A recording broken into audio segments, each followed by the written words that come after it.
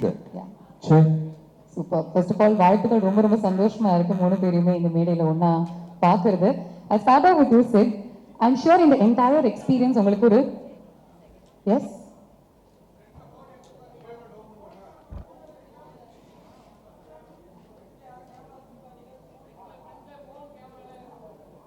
Okay, phone camera எல்லாமே வேணாம், கொஞ்சம் அப்படியே பின்னாடி உட்காந்துக்கோங்க. Yes, thank you. I'll start off again.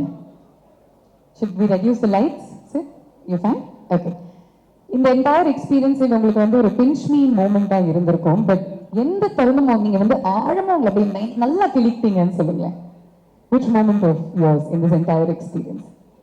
இல்லை, நீங்கள் சொன்ன மாதிரி இந்த என்டையர் எக்ஸ்பீரியன்ஸே எனக்கு ஒரு ஒரு ட்ரீம் வேர்ல்டு மாதிரி தான் இருக்குது. ஃபர்ஸ்ட் ஆஃப் ஆல் எல்லாருக்கும் வணக்கம். இது ரொம்ப பெரிய மேடைங்க. இந்த மேடையில் ரெண்டு பேர் இருக்காங்க, இயக்குனர் சங்கர் அவர்கள் அண்ட் த கிரேட் கமல்ஹாசன் அவர்கள். இவங்க ரெண்டு பேரும் வாழ்க்கையில் இருக்கிற எல்லா மேடையும் பெரிய மேடையாக தான் சந்திச்சிருக்காங்க. ஏன்னா அவங்களோட உழைப்பாலையும் திறமையாலையும் அவங்களோட விஷனாலையும் அந்த மேடையை உருவாக்கிட்டு இருக்காங்க. அப்படி ஒரு மேடை தான் இந்த இந்தியன் 2 ப்ரீ ரிலீஸ் மேடை. அந்த மேடையில் எனக்கு வந்து அவங்க பக்கத்தில் சேர் போட்டு உட்காந்து வச்சது என் வாழ்க்கையில் இது ரொம்ப பெரிய மேடை, மிகப்பெரிய மேடையாக நான் ஃபீல் பண்ணுறேன்.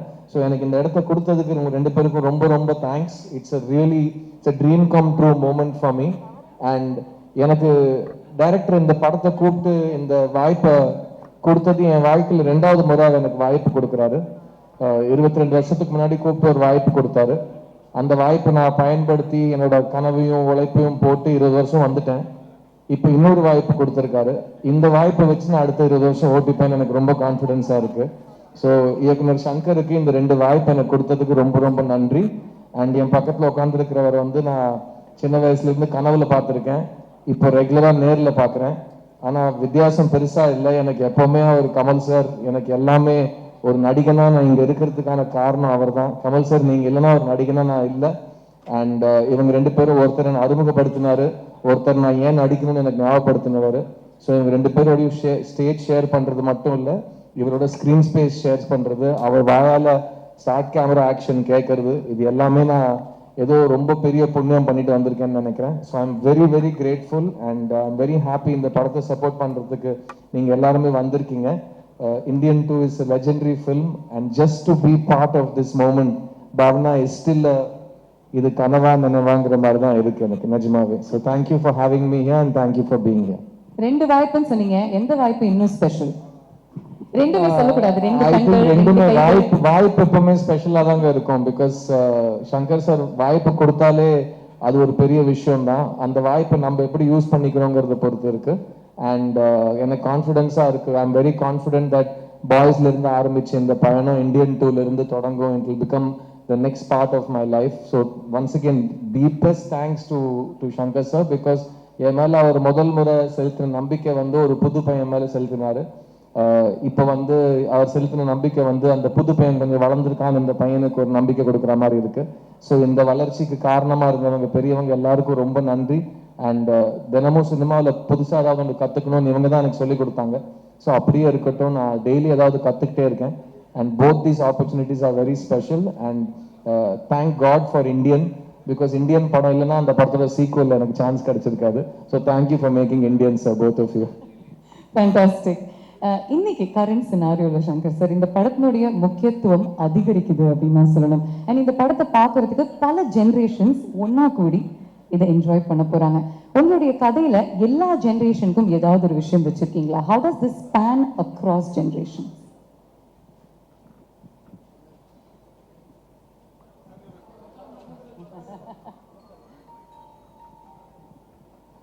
வந்திருக்கும் அனைத்து ஊடக நண்பர்களுக்கும் என்னுடைய வணக்கத்தை தெரிவிச்சுக்கிறேன். முதல்ல இந்த சேனாபதி கதாபாத்திரத்தை உருவாக்குறதுக்கு சாருடைய ஃபோட்டோ, சாருடைய ப்ரொஃபைல் ஃபோட்டோ, அவங்க ஃபாதருடைய ஃப்ரண்டல் ஃபோட்டோ, ப்ரொஃபைல் ஃபோட்டோ, அவங்க பிரதர்ஸ் 2 பிரதர்ஸுடைய ஃப்ரண்டல் ஃபோட்டோ, ப்ரொஃபைல் ஃபோட்டோ, இது எல்லாத்தையும் கொடுத்து அந்த கேரக்டர் எப்படிப்பட்ட கேரக்டர்னு எக்ஸ்பிளைன் பண்ணி ஆர்ட் டைரக்டர் தோட்டா தரணிக்கிட்ட வந்து ஒரு ஸ்கெட்ச் போட்டு தர சொன்னேன். அந்த ஸ்கெட்சை பார்த்தவொன்னே ஒரு சிலிர்ப்பு வந்துச்சு. அந்த ஸ்கெட்ச் தான் அந்த லுக்கு இப்போ நீங்கள் படத்தில் பார்க்குறது, ஒரு சிலிர்ப்பு. அதே மாதிரி முதல் நாள் ஷூட்டிங் வந்து அந்த இந்தியன் தாத்தா கேரக்டரில் அவர் சைதாப்பேட்டை ஸ்கூலில் வந்து அப்படி வந்து நின்றும் போது ஒரு சிலிர்ப்பு வந்துச்சு உண்மையாகவே. அதெல்லாம் வந்து அது எப்படி எக்ஸ்பிளைன் பண்ணுறதுனே தெரில.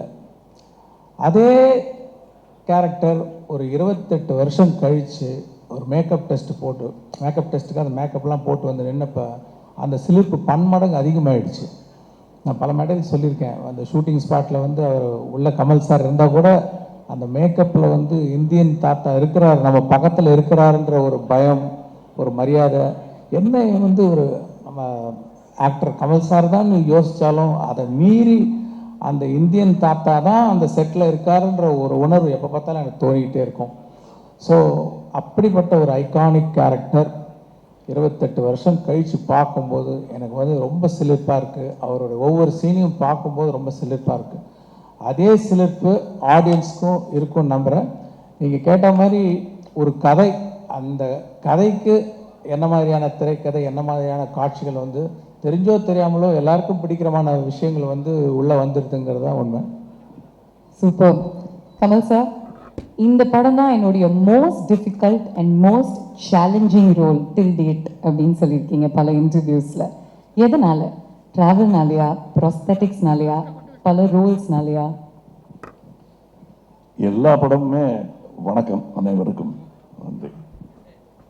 ஒரு விஷயம்னா உடனே தாவி குதிச்சிடுறது தான் என்னுடைய பழக்கம். அதனால் நேரம் கட்டுது.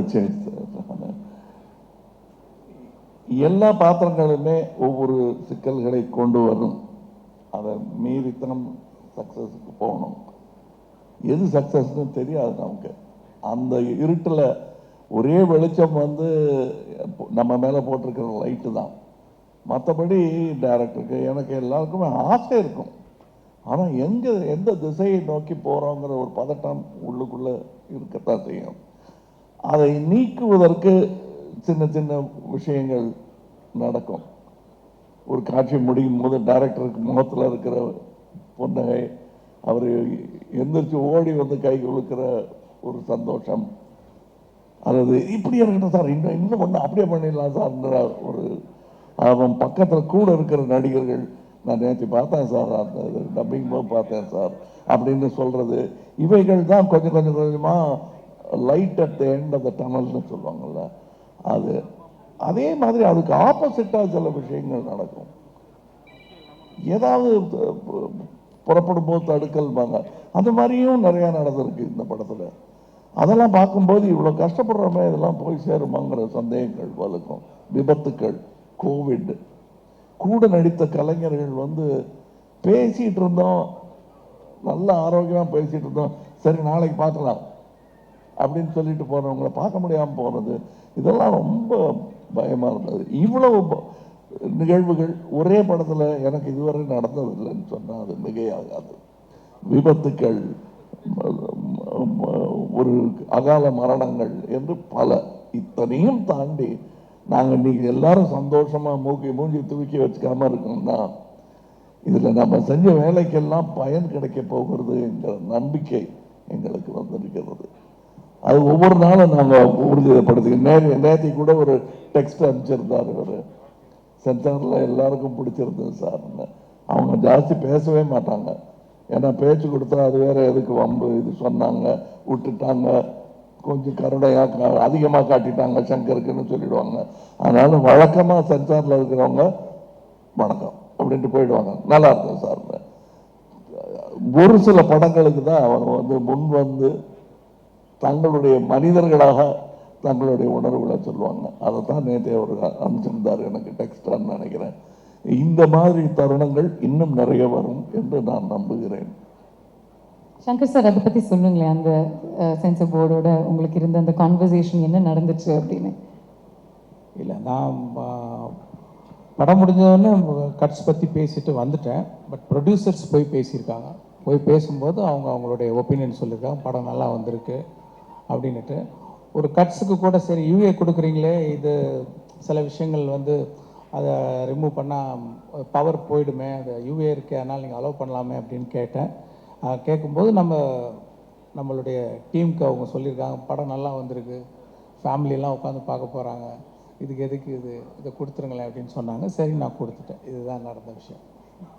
ஃபென்டாஸ்டிக். ஏன்னா எல்லாருமே பார்க்கக்கூடிய படமா இருக்கணும் அப்படிங்கிற மைண்ட் செட்டோட தான் நீங்க எடுத்திருக்கீங்க. And you worked for 6 years to release this baby of yours அப்படிங்கும்போது it's exciting. And Kamal sir, நீங்க வந்து emotionally சொன்னீங்க the highs and lows that you experienced.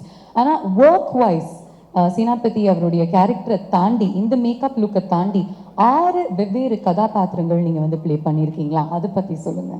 அதாவது நாங்கள் ஃபஸ்ட்டு இந்தியன் எடுக்கும்போது அதான் தமிழ்லேயே ரொம்ப அதிகமான பட்ஜெட்டு, பயமாகவே இருந்தது, அது ஒரு குற்றச்சாட்டாகவே வைக்கப்பட்டது. ஆனால் இப்போ பார்க்கும்போது அந்த இந்தியன் குடும்பம் ஒரு நடுத்தர குடும்பம் தான், இது நல்ல வசதியான குடும்பம். அதற்கு எப்படின்னா வசதின்னா வெறும் பணம் மட்டும் இல்லைங்க, இதில் திரட்டக்கூடிய திறமைகள்,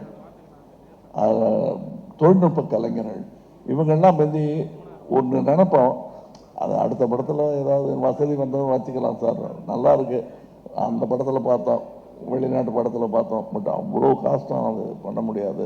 பிரிட்ஜான் தருவார் கோய படமாக வேணால் பார்க்கலாம், நம்ம கட்ட முடியாத பாலம் அப்படின்லாம் தோணும்ல, அதையெல்லாம் தைரியமாக இறங்கி செஞ்சுருக்காரு. அதாவது படம்னு பார்க்கும்போது எல்லாரும் படம் நல்லா இருக்கு, ஃபர்ஸ்ட் ஹாஃப் செகண்ட் ஹாஃப்னு அப்படி பேசிட்டு போயிடுறாங்க. ஆனால் எத்தனை பேருடைய உழைப்பு இருக்கிறது இதில். எனக்கு இதெல்லாம் பழக்கமே கிடையாது, இத்தனை வருடங்கள் நான் இருந்திருக்கிறேன். ஒரே படத்தில் இத்தனை கலைஞர்கள் பெருந்தன்மையுடன் ஒத்துழைத்து செய்வது. அதாவது சில கவிஞர்கள் எழுத மாட்டாங்க, நான் எழுதினா எழுதுவேன். இப்போ என் நண்பர் வைரமுத்து இருக்கார், அவர் வந்து நான் எழுதுனா 7-8 பேரோட நான் எழுத மாட்டேன்னு நடுவில் சொல்லிட்டு இருந்தார். என்ன மாதிரி 1-2 பேருக்கு சலுகைகள் கொடுப்பார் அவர். ஆனால் இதில் ஸ்டண்ட் மாஸ்டர் இல்லையா, வேறு யார் வேறு ஹெட் ஆஃப் த டிபார்ட்மெண்ட் பல பேர் இதில் சேர்ந்து வேலை செஞ்சுருக்காங்க, நடன இயக்குநர்கள். அண்டு அது எனக்கே ரொம்ப சந்தோஷமாக இருந்துச்சு. எனக்கு எப்பவுமே நடிகர்கள் எல்லாம் ஒன்றா சேர்ந்து நடிக்கிறது, திறமையான நட்சத்திரங்கள் ஒன்றாக இணைவது, இதெல்லாம் எதுக்கு வம்பு? இது ஒரு நட்சத்திரமே கஷ்டம், இன்னும் இது வேற ரொம்ப ஜாஸ்தி இழுத்து விட்டுக்கூடாதுன்னு ப்ரொடியூசர்ஸ் நினைப்பது உண்டு. அதற்கு மாறாக இதில் எல்லா நட்சத்திரங்களும் மிக சந்தோஷத்துடன், ஏன்னா என் கூட இருந்தாங்க, அவங்க பேசினது விவேக்கெல்லாம் சொன்னது எதிர்நீச்சிக்கிட்டே இருக்கு எனக்கு. நெடுமுடி வேணும் போன்ற திறமைகள், இவர் சித்தார்த்தம் போன்றவர்கள், இவங்கெல்லாம் காட்டின அந்த உற்சாகம் இருக்கிறது இல்லை, கொஞ்சம் நமக்கே சந்தேகம் வரும், இவ்வளோ சந்தோஷப்படுறாங்களே அது நிஜமாவா அப்படின்னு நான் கேட்டிருக்கேன் அவர்கிட்ட. அவங்க மூஞ்சில் அடித்த மாதிரி கையில் சத்தியம் பண்ணி சொல்லிட்டாங்க. அதனால் நான் நம்புகிறேன், இவங்களையெல்லாமும் நான் நம்புகிறேன். இதில் இருந்த சின்ன டெக்னீஷியன், அசிஸ்டன்ட் டைரக்டர், இப்போ கூட நான் மேடைக்கு வந்தபோது முதல் தடவையாக ஒரே வாட்டி ட்ரெஸ்ஸை பார்த்து ஓகே சொன்னது இதுதான், இந்த ட்ரெஸ் நான் போட்டிருந்தேன் டைரக்டர் சார், நல்லா இருக்கு, ப்ரமோஷன்ஸ்ல கூட வேற மாத்த சொல்லுவாரு, நல்லா இருக்கு சார், இல்லைன்னா அப்படி சுற்றி நடப்பார். அந்த நூலால தான் சார் துணி போனோம், இல்லை திருப்பி தள்ளி போய் நிற்பார், திருப்பி கிட்ட வருவார். அது அவர் முடிவு பண்ணுறதுக்குள்ள அது ஒரு சின்ன சேஞ்சாக இருந்தாலும் அதை சரி இது பண்ணிக்கலாம், எதுக்கும் இன்னொரு வாட்டி நான் யோசிச்சுட்டு சொல்கிறேன்னு அவ்வளோ யோசிக்கிறவர். ஸோ ஒரு துணி, ஒரு நூல், ஒரு பெல்ட், தாத்தாவுடைய கத்தி, அதை வைக்கிறதுக்கான இது, அது பெட்டி, பேனா, இதையெல்லாம் நாங்கள் தீவிரமாக டிஸ்கஸ் பண்ணுறோன்னா நம்ப மாட்டாங்க. எப்பா ஒரு பேனா கொண்டா அப்படிங்கிற மாதிரி இல்லை இந்த படம். எல்லா விஷயத்தில் இப்போ கூட இன்னைக்கு ஒரு விளம்பரம் வந்திருக்கேன், அந்த ட்ரெஸ்ஸு போட்டுக்கிறதும் கஷ்டம், உருவாக்குறதும் கஷ்டம். இதில் அதெல்லாம் வந்து எத்தனையோ காஸ்டியூம் எனக்குன்னு தனியாக ஒர்க் பண்ணியிருக்காங்க, அமிர்தா ஒர்க் பண்ணியிருக்காங்க, அது மாதிரி நிறைய காஸ்டியூம் டிசைனர்ஸ் இதில் வேலை செஞ்சுருக்காங்க. எனக்கு தமிழ் சினிமாவில் இதெல்லாம் நடந்துகிட்டு இருக்கான்னு ஆச்சரியப்படுற அளவுக்கு நான் ரொம்ப எளிமையான தமிழ் சினிமாவும் எளிமையான மலையாள படத்துலையும் ஆரம்பித்தவன். இப்போ மிஸ் யூனிவர்ஸுங்கிறது வந்து இந்தியாவிலேருந்து ஒருத்தவங்க போனாங்கிறதே பெருமையாக இருக்குது. இதில் ஒரு சின்ன காட்சிக்கு ஒரு மிஸ் யூனிவர்ஸை நடிக்க வைக்கிறாங்க, அப்படி அதெல்லாம் முடியுமா அப்படின்னு இப்போ எனக்கு தோணுது. நான் மறுபடியும் ரசிகனாகி இதெல்லாம் வந்து யோசிப்போம், சிச்சி வேணான்னு கனவு கலைச்சிட்டு நமக்கு இருக்கிற துணியை கசக்கி போட்டுக்கிட்டா போதும், ஈர துணியை மடியில் கட்டிக்கிட்டு நடந்தால் போதும்னு நினச்சிட்டு இருந்த அந்த தமிழ் சினிமாவை கொண்டு சேர்த்த இடம் வந்து இவங்களுக்கெல்லாம் அந்த பெருமை உண்டு. வர்த்தகத்தை மட்டுமல்ல, நம்ம நினைச்ச கனவுகளை எல்லாம் நினைவாக்கி பார்க்கும் அந்த தொழில்நுட்பத்தை இங்கே கொண்டு சேர்ப்பதற்கு எல்லாரும் முயற்சி பண்ணுறாங்க, நானும் முயற்சி பண்ணுறேன். அதை வெற்றிகரமாக இன்னும் சீக்கிரம் என்று செய்வதற்கு காரணம் இது போன்ற முயற்சிகள் தான். அதில் நானும் பங்கு பெறுகிறேன் என்பது இவர் சொன்ன மாதிரி சில நேரங்கள் எவ்வளவுதான் நட்சத்திர அந்தஸ்தை நீங்கள் கொடுத்தாலும் எங்களுக்கு அந்த பழைய ஞாபகங்கள் விட்டு போகாது. ஸோ இவ்வளோ தூரம் வந்துட்டோமா, நிஜமாக வந்துட்டோமா, அந்த கிள்ளி பார்க்கும் தருணங்கள் அனைவருக்கும் உண்டு. நடிகர் திலகத்துக்கும் உண்டு, மக்கள் திலகத்துக்கும் உண்டு, அப்படின்னா உலக நாயகத்துக்கும் உண்டு தானே. பியூட்டிஃபுல்லாக சொன்னீங்க கமல் சார், பியூட்டிஃபுல்லாக இருந்துச்சு கேட்கறதுக்கே. சங்கர் சார் ஒரு இன்டர்வியூவில் கமல் சார் சொல்லியிருக்காரு, சேனாபதி தாத்தாக்கு என்ன வயசு அப்படின்னா சேனாபதி தாத்தாக்கு சூப்பர்மேனுடைய வயசு. அவங்க எல்லாருமே செல்ஃப் ப்ரொக்ளைம்டு சூப்பர் ஹீரோஸ். இவர் need of the hour super ஹீரோவா எப்படி பார்க்குறீங்க? ஆக்சுவலாக நான் பார்ட் 1 பண்ணும்போது பார்ட் 2 பண்ணுவேன்னு நினைக்கவே இல்லை. சரி, ஒரு இன்வெஸ்டிகேஷனில் ஒரு மானிட்டரில் வந்து அவரை பற்றின டீட்டெயில்ஸ் வந்து போலீஸ் டிபார்ட்மெண்ட் வந்து ஸ்டடி பண்ணுறாங்கன்னும் போது அது ஒரு பிறந்த தேதி போட வேண்டிய ஒரு இதில் ஒரு டேட்டு போட்டோம், இண்டிபெண்டன்ஸ்லாம் கால்குலேட் பண்ணி. ஆனால் இப்போ வந்து ஒரு 2வது பார்ட் எடுக்கும்போது இவ்வளோ வருஷம் கழிச்சு எடுப்பேன்னு எனக்கு தெரியாது. இப்போ வரும்போது என்ன ஏஜ் அப்படின்ற மாதிரிலாம் ஒரு நிறைய கேள்விகள் வருது. நான் எப்படி பார்க்குறேன்னா வந்து இப்போது சைனாவில் பார்த்தீங்கன்னா லூசி ஜியான்னு ஒரு கிராண்ட் மாஸ்டர் இருக்கார் மார்ஷியல் ஆர்ட்ஸ். அவருக்கு 118 வயசு. அவர் வந்து இப்போ சமீபத்தில் இறந்துட்டார். அவர் அந்த ஏஜில் கூட வந்து பறந்து அடிக்கக்கூடிய ஒரு கிராண்ட் மாஸ்டராக இருந்தார். அதே மாதிரி தான் இந்த கேரக்டரும் நம்ம சேனாபதியும் வந்து இஸ் அ கிராண்ட் மாஸ்டர், வர்மக்கலையில் ஒரு கிராண்ட் மாஸ்டர். இப்போ இவங்களுக்குலாம் ஒரு பொதுவாக ஒரு குவாலிட்டி என்ன இருக்கும்னா டிசிப்ளின், அப்புறம் ஹேபிட்ஸ்.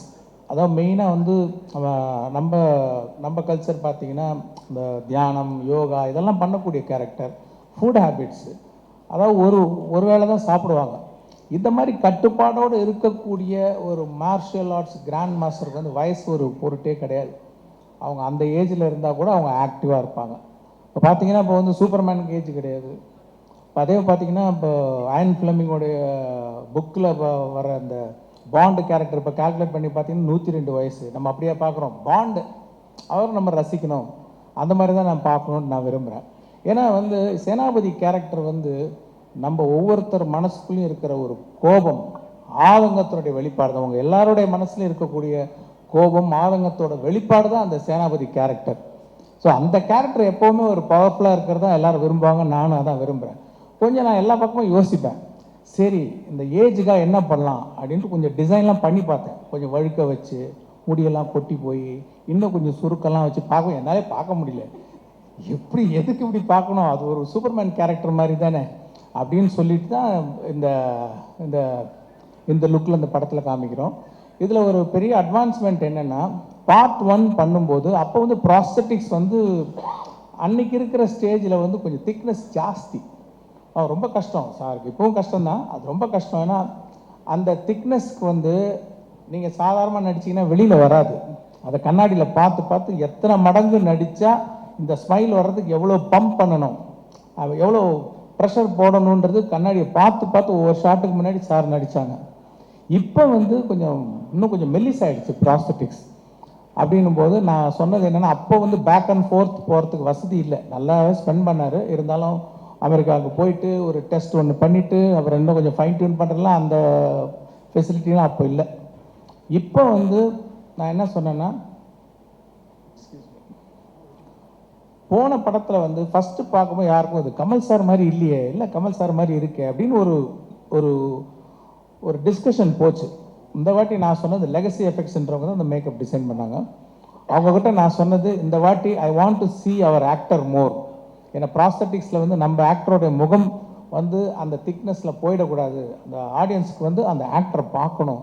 அப்படின்னும் போது அவங்க கரெக்டாக வந்து இந்த வாட்டி பார்ட் 1 பார்ட் 2 நீங்கள் வந்து கமல் சாரோடைய முகத்தையும் அந்த கேரக்டரில் இன்னும் நல்லா பார்க்கலாம்.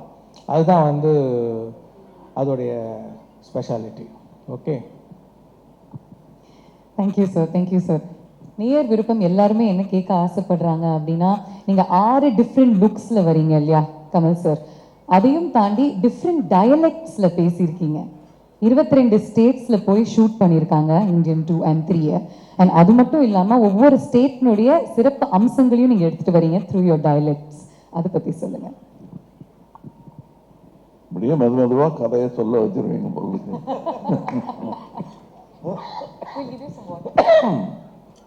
பட் உண்மை என்னன்னா, முதல்ல இந்த படத்தை பார்க்க போகிறவர்கள், பார்க்க போகிறவங்க சாதாரண ரசிகர்கள், நானும் அதான் வச்சுக்கங்களேன். இப்போ என்ன செய்ய போகிறாங்க? இப்போ எனக்கு பதிலாக இன்னொரு நடிகரை வச்சே ஒரு இந்தியன் 2 பண்ணுறாருன்னு வச்சுக்கோங்க, அவரோட தம்பி வந்துட்டாங்க அப்படின்னு பண்ணுறாருன்னு வச்சுக்க. நான் என்ன வழக்கமாக சொல்லுவேன்னா, அது வயிற்றுச்சல் கூட கிடையாது. அதான் பார்த்துட்டேன் என்ன இருக்கு அப்படின்னு. பழம்புளிக்குங்கிற ஒன்று இருக்கும். இன்னொன்று என்ன சொல்லுவேன்னா, தாத்தா வருவார், அந்த உரமம் குத்துவார், அவ்வளோதானே. அதான் பார்த்துட்டோமேங்கிறது தான். அந்த கடும் விமர்சனம் அதான் வைப்பாங்க ஃபஸ்ட்டு. எல்லா வெற்றிக்கும் முன்னாடியும் அது ஒன்று. தெரியுமே, சங்கர் படம்னா நிறைய பாட்டு, பிரம்மாண்டம் அவ்வளோதானே. என்ன பிரம்மாண்டம் அவ்வளோதானே? அதை எப்படி நம்ம போய் அவங்க கூட வாதாடுறது? அதுக்கெல்லாம் ஒரே பதில், நாம் திரைக்கதை அமைக்கும் விதம்தான். இந்த கேள்வியெல்லாம் அவங்களே பதில் சொல்லி அவங்களே ஒத்துக்கிட்டு சாரி சொல்லாமல் எங்களை பாராட்டி விட்டு வெளியே போகணும். அதற்கான முன்னேற்பாடை அவர் பண்ணாருங்கிறது தெரிஞ்சதுனால தான் நான் படமே ஒத்துக்கிட்டேன். ஏன்னா இதே கேள்வியோட தானே நான் அவர்கிட்ட போயிருப்பேன். 2வது செய்யலாங்கும் போது பண்ணிட்டோம் சாருங்கிறது தான் மனசில் ஓடிக்கிட்டு இருக்கோம். இருந்தாலும் கௌரவம் மரியாதை காரணமாக சொல்லுங்க சார், என்ன அதே தான் இருக்கும் அப்படின்னு நினச்சிட்டு இருக்கும்போது சில வியப்புகளை ஒரு கதாசிரியனாக, ஒரு நடிகனாக எனக்குள் அவரால் ஏற்படுத்த முடிந்தது. அதெல்லாம் இதில் இருக்குது. லாங்குவேஜ் பேசுறது, அதான் நீங்கள் பேசியிருக்கீங்களா அப்படின்ட்டா முடிஞ்சு போச்சு. நீங்கள் ஏக்தஜிக்கல்லையில் பேசியிருக்கீங்க, மரச்சரித்திரால வட்டார வழக்கு பேசுவீங்க, பிரம்மாண்டில் பேசியிருக்கீங்க, அதெல்லாம் பார்த்துட்டோமே அப்படின்ட்டா எல்லாம் பார்த்துட்ட மாதிரி ஒரு ஃபீலிங் இருக்கும். The way he has brought about it, இந்த படத்துக்கும் அதற்கும் என்ன, இது சும்மா பல்வேறு ட்ரெஸ்ஸில் நிற்கிற ஒரு அலங்கார பொருளாக இல்லாமல் ஒரு காரணத்தோட அதில் வச்சிருக்காரு. அது கொஞ்சம் கஷ்டமான விஷயம்தான். அதுவும் என்ன பண்ணிட்டாருன்னா, இவர் அந்த மாதிரி வித்தியாசமான மொழிகள் வர்ற நேரத்தில் வசதியாக, நடிகனுக்கு வசதியாக ஷாட் வைக்கல அவர், கதைக்கு வசதியான ஷாட்டு தான் வச்சார் அவர். நடிகனுக்கு என்னென்னலாம் இடைஞ்சல் உண்டோ, மூஞ்சியில் பிளாஸ்டர் ஒட்டி, ட்ரெஸ்ஸும் போட்டு, லைட்டு நிறையா போட்டு, ஏசிலாம் பண்ணாங்க. பட் அதுக்கெல்லாம் தாண்டி இன்னும் சொல்ல போனால் சில ஷூட்டிங் கேன்சல் பண்ண வேண்டியதாக இருந்தது. உள்ளெல்லாம் எறும்பு விடுற மாதிரி இருந்தது சார், ரொம்ப முடியல அப்படின்னு சொல்லி அரை மணத்தோடு என்னை விட்டாங்க. 3-4 நாள் மறுபடியும் வேலை செய்ய முடியல. இதையெல்லாம் கடந்து எனக்கு இப்போ இந்த காட்சி அமைப்பு சொல்லிட்டு இருந்தேன், வேற்று மொழியில் பேசணும், அதை நீளமான இதில் ஒரே ஷாட்டில் பேசணும், கரெக்டாக இருக்கணும், பல்வேறு ஆக்ஷன்ஸை அதில் சேர்த்து வச்சுருப்பார். இதெல்லாம் நீங்கள் படம் பார்க்கும்போது கிடைக்கிற சந்தோஷம் தனி. செட்டில் இருந்தவங்களே அதை ரசித்தாங்க. இன்னும் சொல்ல போனால் இவரே ரசித்தார் அதை. அதுதான் எனக்கு ஃபஸ்ட்டு ஆடியன்ஸ் ரியாக்ஷன். அதெல்லாம் இருக்குது படத்தில். பட் அது ரொம்ப விளாவரியாக இப்போ நடிச்சு காட்டுன்னு சொல்லி மிமிக்ரி மாதிரி பண்ணி அதை கெடுத்துடக்கூடாது. டெஃபினட்டாக இல்லை, நீங்கள் இவ்வளோ இன்டெப்த் சொல்லும் பொழுது, அந்த காட்சிகள் நாங்கள் பார்க்கும் பொழுது உங்களுடைய வார்த்தைகள் எங்களுடைய காதில் ஒலிக்கும். We'll remember these words. அதனால் இது சூப்பர்ஃபிஷியலாக பார்க்க மாட்டாங்க யாருமே. தே நோ எவ்வளோ டெப்த்தோட நீங்கள் ஒவ்வொரு விஷயத்தையும் யோசிச்சு பண்ணியிருக்கீங்க, எவ்வளோ ஹார்ட் ஒர்க்கோடன்னு.